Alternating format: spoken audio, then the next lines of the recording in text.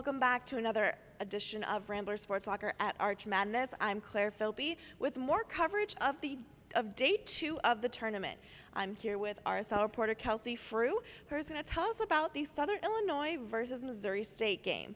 So Kelsey, what players stood out to you the most? I think the biggest players today, especially for SIU because they were the winners of the game, you had Sean Lloyd, who was the leading scorer of the team. He came in with 13 points, and I mean, he is an all-conference player, so I don't know if that was necessarily a surprise.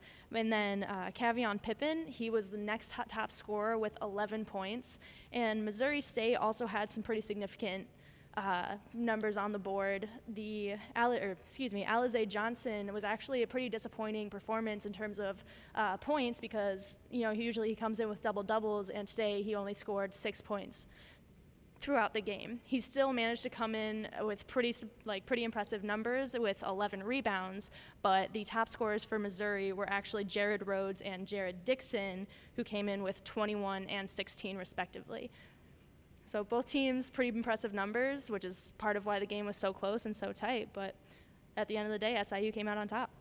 Okay, and then was there a specific turning point in the game or a specific play that stood out to you the most, or a specific moment in the game that maybe gave one of the teams a little push forward?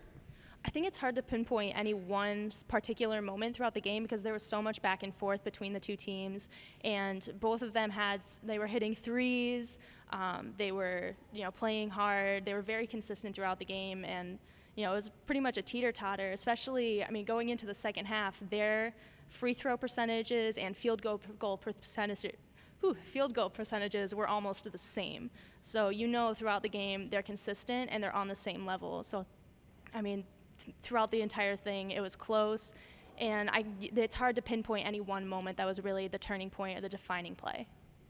Southern Illinois University did beat Missouri State University 67-63, and RSL reporter Connor Bergen did attend the press conference with head coach of SIU. After the game, I was at the press conference to hear from Southern Illinois head coach Barry Hinson, who said he couldn't be happier with his team's 67-63 victory over Missouri State. The coach credited Missouri State's defense, saying the way the Bears switched it up kept his team on its toes, and they couldn't find a groove the entire game. The coach also credited his group's collective effort as he played 8 players over 10 minutes for the first time in months. The Bears did mount a late surge in the final 3 minutes of the game, but Hinson credited that to just saying stuff happens. The Salukis were able to escape with a victory, and they'll play tomorrow in the semifinals. I'm Connor Bergen, reporting for RSL. With these two teams bringing in what is the biggest crowd so far of this Arch Madness, we had RSL reporter Nick Schultz go out and test the fans' knowledge on their team. In the Missouri Valley Conference, fans are notoriously loyal to their teams. I decided to put that to the test during the Missouri State-Southern Illinois game and see how much fans really knew about their teams. Barry Hinson. My man, Barry Hinson. I have no idea. I can't think of it right now. He just got called for a technical foul. No. You give up? Yes. And Armand Fletcher represents Edwardsville, Illinois. Shout out. I should know this. This is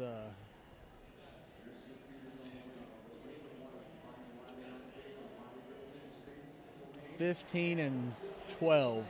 Ooh, 19-11. Oh my gosh. The Saluki, no, it's not Saluki Arena. The arena. Dear God, I have no idea. But we haven't been there. No. That's true. That's the time frame I was going to college there, so I remember that. That's true. Oh God.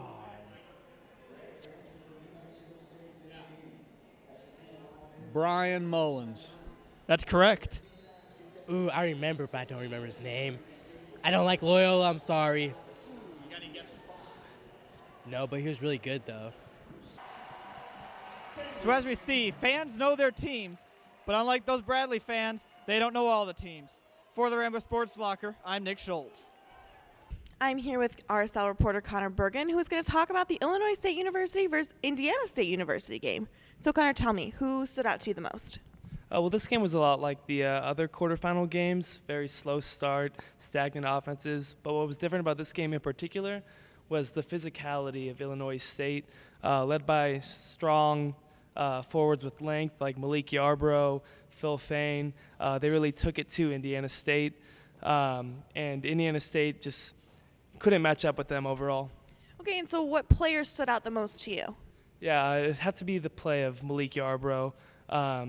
The NBA prospect was just too strong, blew by a lot of Indiana State defenders, got easy looks at the rim, and just really powered by them with the drive.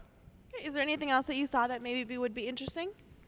Yeah, the thing was Illinois State really tired Indiana State down. Indiana State in the first half was really living by the three-point ball. In the second half, they realized they had to pick up the physicality. They started driving more to force the issue, caused a lot of fouls. But in the end, they really had to work more for the looks that they got. And in the end, when the three balls weren't dropping and they were tired from how hard they were working to get their looks, they just fell flat. And Illinois State was able to come out with the victory. All right, well, thank you, Connor. Illinois State did pull ahead and win 77-70. RSL reporter Kelsey Frew did attend the press conference with Illinois State's head coach. I just got out of the press conference with Coach Dan Muller of the Illinois State Redbirds, and he acknowledged that today definitely was not their best game, but they're looking forward to tomorrow. Though the team did not play their best, they definitely played hard, and in his words, as always, they find a way to win and move on. We're looking forward to their game tomorrow. For the Rambler Sports Locker, I'm Kelsey Frew. Tomorrow for the semifinals, Loyola will be facing Bradley at 2:30, and ISU will be facing SIU at 5. The MVC office is looking into the possibility that this may be the first time that all 4 teams in a conference semifinal are from the same state. That's it for this episode of the Rambler Sports Locker. Check back tomorrow for another edition of RSL at Arch Madness. I'm Claire Philby.